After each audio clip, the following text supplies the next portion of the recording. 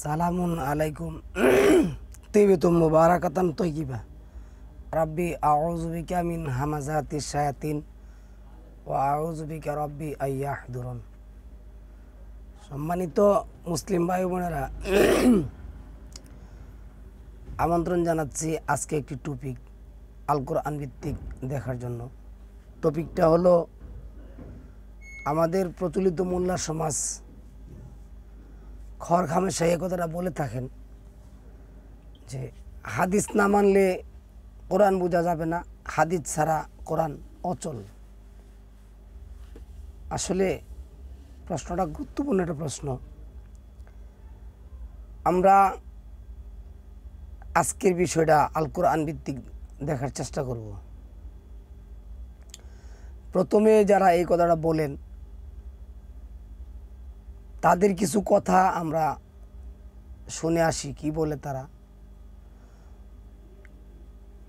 প্রচলিত মোল্লাদের মধ্যে অনেক আলেমই মনে করে হাদিস ছাড়া কোরআনকে বোঝা সম্ভব নয়, হাদিস ছাড়া কোরআন অচল। কিন্তু প্রশ্ন হলো হাদিসগুলোর মধ্যে কোনগুলো আসল কোনগুলো জাল তা নির্ধারণের উপায় কি?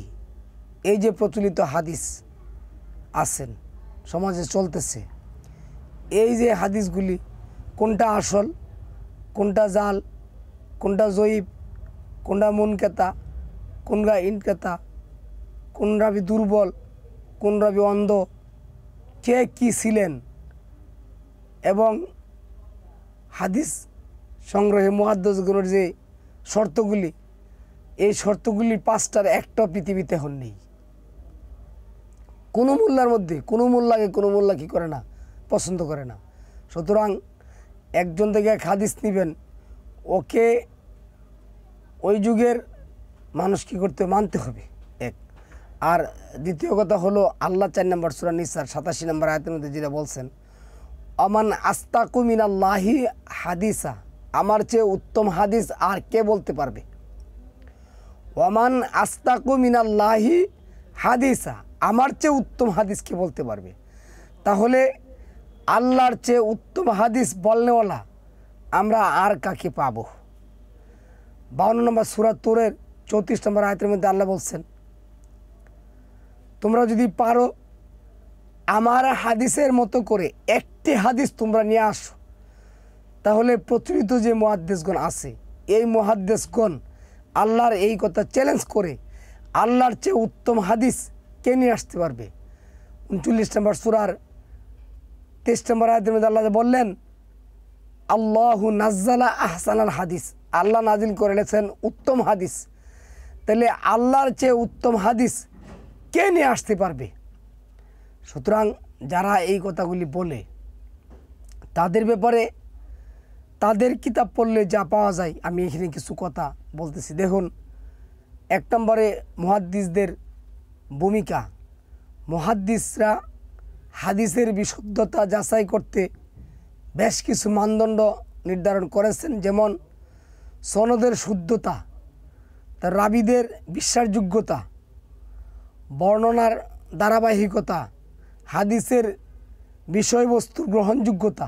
কিন্তু এটি সম্পূর্ণরূপে মানুষের বিচার এবং ব্যাখ্যার উপর নির্ভরশীল। তাই বিভিন্ন মুহাদ্দিসের মতভেদ বিভিন্ন ধরনের দেখা যায়। শিয়া ও সুন্নি হাদিসের পার্থক্য। শিয়া এবং সুন্নিদের হাদিসের কিতাব আলাদা। যে সমস্ত বুখারী, মুসলিম, তিরমিজি, আবু দাউদ, দাইমি, দারাকুতনি, মুসনাদ আহমেদ এই উপমহাদেশে যে সমস্ত কিতাবগুলি আছে, ওই যে তাজিকিস্তানে যেই বেড়া বৈশা বুখারী লিখছে ওই বেড়ার বুখারী ওইখানে চলে না। তাহলে এই হাদিস দিয়ে আমরা কিভাবে কোরআনের শুদ্ধতা যাচাই করব? মা আজাল্লাহ, মানে এই হাদিসগুলি দিয়ে কি আমরা কোরআনের শুদ্ধতা যাচাই করব যে কোরআন ঠিক আছে কি না? আমরা প্রচলিত হাদিস দিয়ে ঠিক করব। যদি না হয় তাহলে এই যে অজ্ঞ এই মূর্খ সমাজ কিসের জন্য বলে যে হাদিস ছাড়া কোরআন অচল? আচ্ছা, তারপর আসেন সুন্নি হাদিস গ্রন্থ। কি আছে সহি বুহারি, সহি মুসলিম, আবার সিয়া হাদিস গ্রন্থ আল কাফে মান লা হ্যাঁ ইয়া ইয়াহ জারহুল ফাকি, এই যে দুইটা বই আছে মানে পপুলার যে বইগুলি আছে, এই যে মানলা ইয়াজহারুল ফাকি, এই বই কিন্তু আপনারা শুনে নিলাম, পড়েও না, এই বই মানেও না, উপমহাদেশের যে কোনো মাদ্রাসাতে এই বই পড়াও না। আবার এই যে সহি মুসলিম, সহি বুহারি, এগুলি কিন্তু সেয়ারা মানেও না, পড়েও না। এই পার্থক্য মূলত তাদের আকীদা ও ইতিহাসগত ভিন্নতার কারণে। এই পার্থক্য তাদের আকীদা এবং ইতিহাস, ছোট্ট একটা ইতিহাস বলি, ছোট্ট। ওয়াসি ছিল সালামুন আলা মুহাম্মদের চাচা খুনি। হ্যাঁ, এই ওয়াসি গোলাম ছিল আবুল উলুল। এই আবুল উলুল হযরত মানে এই আবুলুল ওমর রাদিয়াল্লাহু তাআলা আনহুকে মসজিদের ভিতরে হত্যা করলেন। এই আবুল উলুলকে শিয়ারা বলে আসসালামু আলাইকুম ইয়া আবুল উলুল, সালাম শান্তি নিরাপত্তা বর্ষিত হোক হে আবুল উলুল, তুমি একজন কাফেরকে হত্যা করেছ। আবার আমাদের দেশে বুখারী তিরমিজিতে এই ওমর রাদিয়াল্লাহু তাআলা আনহুকে এমন উচ্চ পর্যায়ে তুলে ধরা হয়েছে, কেমন উচ্চ পর্যায়ে তুলে ধরা হয়েছে। এই রমাদান মাসে একটা মাস প্রচলিত তারাবি নামে যে খতম করা হয় তারাবির মধ্যে, এই তারাবির প্রবর্তক নাকি ওমর রাদিয়াল্লাহু তাআলা আনহু। তাহলে তাকে কোথায় নিয়ে যাওয়া হয়েছে? বিধানদাতার স্থানে আসরে বসায় দেওয়া হয়েছে। এই উমর রাদিয়াল্লাহু তাআলা আনহু খলিফাতুল মুসলিমিন থাকার সময় তিনজনকে মৃত্যুর আগ পর্যন্ত বন্দি করে রাখছিলেন সালামুন আলা মুহাম্মদের নামে হাদিস লেখার জন্য। তাহলে এই যে বিশাল এক ফারাদ, এই ফারাদ প্রচলিত হাদিস দিয়ে কিভাবে কি করবেন? আসুন, উপমহাদেশীয় মুহাদ্দিসদের মতভেদ, ইসলামে 1000 এর বেশি বিভাগ এবং উপবিভাগ রয়েছে এবং প্রতিটি দলের মুহাদ্দিসদের মধ্যেও বিভিন্নতা, এক একজনের দলের এক একজন দেখা যায়। শুধু হারি দেখুন, আপনি দেখুন যেমন আহলে হাদিসের দলের মধ্যে এই উপমহাদেশে 50টা দল, এখন 50টা দল যদি 50টা মত প্রকাশ করতে না করতো, তাহলে 50টা দল হবে কিসের জন্য? 50টা দল যদি 50টা আদর্শ গ্রহণ না করে, তাহলে দল হবে কিসের জন্য? যেমন আমি আপনাকে বলি, সবাই বলে কোরআন মানি, তো কোরআন যদি আমরা মানি, 6 নম্বর সূরার 54 নম্বর আয়াতের মধ্যে আল্লাহ যেটা বলছেন, ওয়াইজা জাকাল্লাযিনা ইউমিনুনা বিআয়াতিনা ফাকুল সালামুন আলাইকুম, হে মুহাম্মদ, আয়াতের উপর বিশ্বাসী মুমিন যখন তোমার কাছে আসে, তুমি তাদেরকে বলবে সালামুন আলাইকুম। এখানে আপনি কি মতপার্থক্য করবেন? কোন মতপার্থক্য করবেন? যেখানে সালামুন আলা মুহাম্মদকে আদেশ করা হয়েছে, আল্লাহ নিজে ফাইল, এবং কি করবেন রেওয়ায়াত বর্ণনাকারী আল্লাহ, এটাও আল্লাহ, আল্লাহ ইম্পারেটিভ, আল্লাহ অর্ডারদাতা, সব কিছুই আল্লাহ। তাহলে মুহাম্মদ কেন বলছেন যে না আমি আসসালামু আলাইকুম বলবো? তাহলে আপনি কি মতভেদ করবেন? সুতরাং কোরআনের সাথে প্রচলিত হাদিসের কোনো সম্পর্ক নেই। এগুলি প্রচলিত মোল্লার সমাজ কিসের জন্য বলে আমি একটু টপিকের লাস্টে বলবো, আপনারা মনোযোগ দিয়ে শুনবেন। একটি দল যে হাদিসকে সহি বলে গ্রহণ করে, অন্য দল সেটি জাল বলে প্রত্যাখ্যান করে। এতে কি বোঝা যায় না? যেমন আপনার তাবলিগ জামাতের যে বইগুলি আছে, ওরা ইয়াতে বেছে, বাইতুল মুকাররম বেছে, কিন্তু চরমনাই হুজুরের যে বই আছে বেদে মারফতিয়া দেওয়া, এগুলি কিন্তু বাইতুল মোকাররম মসজিদে বেচতে দেয় না। তো এখন হাদিস দিয়া যদি আমরা চলতে পারতাম, হাদিস যদি এমন হইতো যে হাদিস ছাড়া কোরআন অচল, তাহলে তাদের মধ্যে এত দলাদলি কেন? যেখানে মহান আল্লাহ বলছেন মিনাল্লাযীনা ফাররাকু দীনাহুম ওয়া কানু শিয়া, যারা দিনের মধ্যে দল তৈরি করে তাদের সাথে হে নবী তোমার কোনো সম্পর্ক নেই।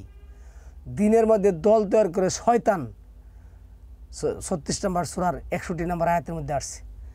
তাহলে এই শয়তানের দলের হাদিস দিয়া আমি যদি বলি হাদিস ছাড়া কোরআন অচল, তার চেয়ে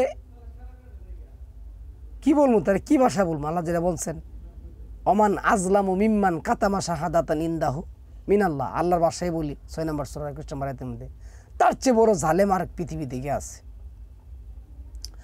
কোরআন কি বলছে এ প্রসঙ্গে শুনুন। কোরআন নিজেই বলে যে এটি একটি পূর্ণাঙ্গ গ্রন্থ। আপনি 5 নম্বর সূরা মায়েদার 48 নম্বর আয়াত দেখুন, 6 নম্বর সূরার 38 নম্বর আয়াত দেখুন, 16 নম্বর সূরার 89 নম্বর আয়াত দেখুন। কোনো দ্বিধাহীন সত্যের জন্য কোরআনই যথেষ্ট। আল্লাহ যেটা বলছেন আলিফ লাম মিম যালিকাল কিতাব লা রাইবা ফীহি হুদাল লিল মুত্তাকিন, মুত্তাকিদের জন্য এই কোরআনই একমাত্র সত্য গ্রন্থ। এখানে জালিকা ওটা ইসমে ইশারা, লা রাইবা ফি, লা এখানে যেটা আসছে, এখানে আল্লাহ যেটা আসছে মুক্তদায় মারেফা।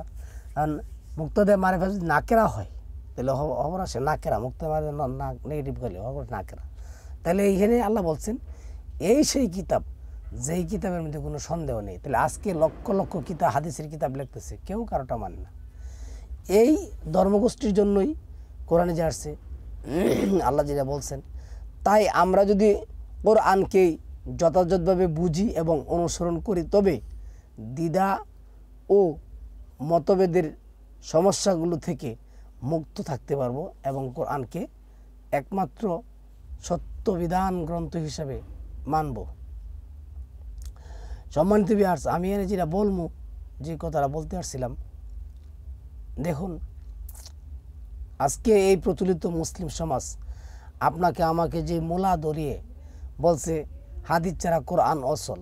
আমি আর একটা জিনিস বলি, এই যে দেখুন আমাদের সমাজের মধ্যে হিন্দু বলে একটা গোষ্ঠী আছে, হিন্দুরা তাদেরকে মোলা দুলাই দিছে, তারা 3700 বছর ধরে কলকি এর জন্য অপেক্ষা করে আসছেন।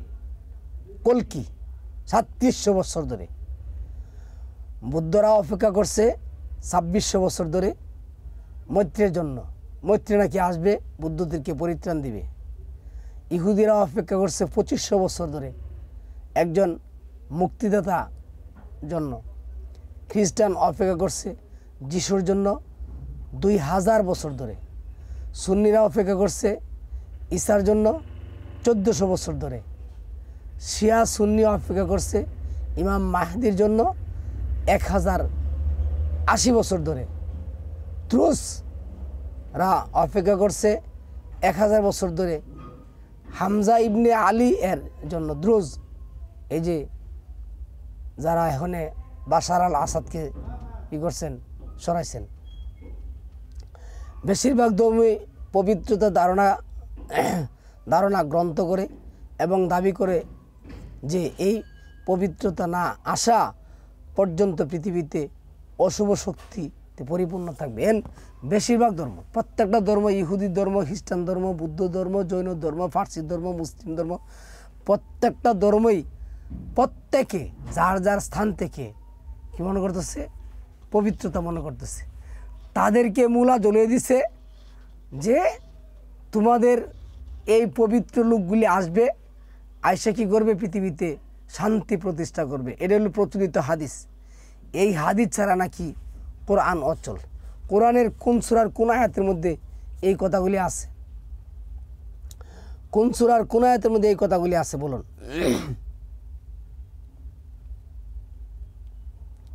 এগুলি সম্পূর্ণ মিথ্যা এবং বানোয়াট কথা।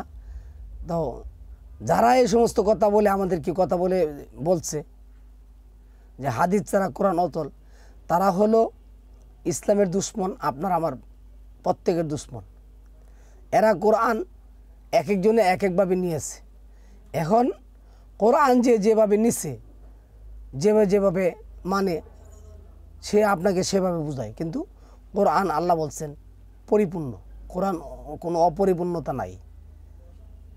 তো এইখানে আমরা সমাজে বিয়ার্স এদের থেকে বাঁচার জন্য কোরআনকে একমাত্র আঁকড়ে ধরব, অন্য কোনো কিতাব অন্য কোনো কিছু আমরা মানব না, মানতেও পারবো না। এদের মধ্যে যে কাহিনী কিচ্ছাগুলি আছে কি আছে দেখুন। প্রথম থেকে এই দেশে শুরু হচ্ছিল শিয়া প্রভাবিত এক বিকৃত ইসলামের চর্চা। বেশিরভাগ মানুষই লোক দেখানো মুসলিম, বাইরে ঠাট থাকলেও অন্তরে ইসলাম নেই। প্রকৃত ইসলামিক জ্ঞান চর্চা শিক্ষা এই দেশে নেই। এদেশের মুসল্লিগণ নবী সাল্লাল্লাহু আলাইহি সাল্লামের মহত্ব ও ত্যাগের প্রকৃত ইতিহাস যেমন জানে না, তেমনি নিম্নে মানের মাদ্রাসা হুজুররা কেবল কবরের ভয় ভীতি ইসলাম প্রচার করে। ওই ভয় পুরুষরা সাজে লোক দেখানো মুসলিম, আর মহিলারা পারে স্টাইলের হিজাব। এই যে আপনাকে আমাকে প্রচলিত হাদিসের ভয় দেখায় যে কাজগুলি করে, জুব্বা জাব্বা টুপি দাড়ি হইল ইসলাম, আর মহিলাদের নানান রঙের বোখরা হইল তাদের পর্দা। এদেশে চলছে নিজের স্বার্থে ইসলাম চর্চা, ধর্মকে ব্যবসা করা হচ্ছে নিজেদের বিভিন্ন স্বার্থে। এইখানে সবাই জানে নামাজ জান্নাতের চাবি, কিন্তু নামাজের প্রকৃত শিক্ষা সরল পথে কেউ নেই। নামাজের অনেকগুলো উদ্দেশ্য রয়েছে, কিন্তু এই দেশের মানুষ নামাজ পড়ে নিজেদের একটি গন্তব্য পৌঁছার স্বার্থ নিয়ে এই দেশের মানুষ হজ করে নামে পূর্বে হাজি উপাধি ধারণ করে সমাজে ও প্রতিপত্তি বাড়ানোর উদ্দেশ্যে। এই হলো প্রচলিত হাদিস। এই সমস্ত হাদিস না মানলে কোরআনও চলে। এই দেশের মানুষ অন্তর থেকে আল্লাহকে খুঁজে না, মহাবিশ্ব সম্বন্ধে বিন্দুমাত্র ধারণা নেই, তাদের মধ্যে আল্লাহর ইশকের আগুন নেই, অন্তরে আল্লাহ নেই। তাই তাদের মধ্যে নৈতিকতা, তাকওয়া ও এহসান নেই। অসৎ কাজ, অপরাধ, অসৎ রোজগার, দুর্নীতি করার সময় আল্লাহর কথা তাদের মনে আসে না, শুধুমাত্র নিজ স্বার্থের কারণে। আর এই সুযোগ নিয়ে 90 দশকের বামপন্থী বুদ্ধিজীবীরা ইসলামকে বারবার কটাক্ষ করে, ইসলামকে কালিমালিপ্ত করে, ভুল ব্যাখ্যা উপস্থাপন করে মুসলিমদের 12টা বাজিয়ে দিয়ে আজকে বলছে কোরআন ছাড়া হাদিস, আরে হাদিস ছাড়া কোরআন অসল। তাছাড়া শিয়া প্রভাবিত সুফি মতবাদ পুষ্ট মাজার ভিত্তিক কবর পূজা ও পীরতান্ত্রিক ইসলামের চর্চার দ্বারা অর্থ উপার্জন তথা জীবিকা অর্জনের দান্দা চলছে। এইখানে প্রায় 800 বছর ধরে এই বিকৃত ইসলাম চর্চার শিকার এখানে এত বেশি গভীরভাবে এরা শিকড় গজিয়ে চলে গেছে যে তা থেকে বের হওয়া আসা আর সম্ভব নাই। টুপি, পাঞ্জাবি, দাড়ি এই দেশের ধর্মের একটা ছদ্মবেশ মাত্র। মন্তব্য, মক্তব, মাদ্রাসা, মসজিদ, মাজার, পীরের হানকা সর্বত্র বিভিন্ন কৌশলে চলছে ধর্ম ব্যবসা। শুধু নেই কোরআন ভিত্তিক প্রকৃত জ্ঞান চর্চা, নেই বিজ্ঞান ও শিল্প চর্চা, নেই ফকিহ সাধনা। এইখানে কোরআন আজকে নেই, উল্টা কোরআন আপনার থেকে আমার থেকে দূরে নিয়ে এখন তাদের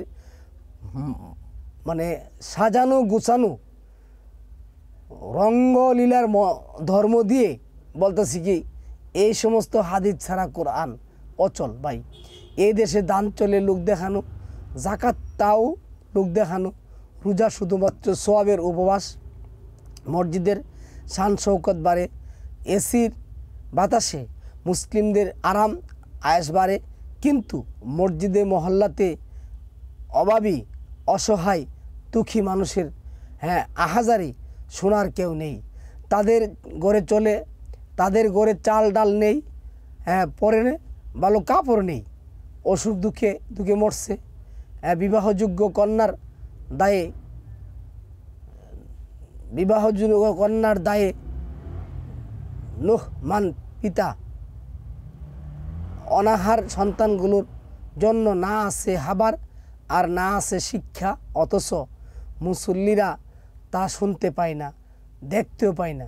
তারা মনে করে যে নামাজই আমার জন্য ধর্ম, আমি বড়টা কামায় ফেলছি। যদিও প্রচলিত নামাজ আল কোরআনে নেই। এই দেশের মসজিদ কমিটি প্রাধান্য পায় ঘুষখোর, সুদখোর, অজ্ঞ ধনাঢ্য ব্যক্তিরা। ইমাম তাদের চাকর, তাদের কথায় ইমাম উঠে বসে।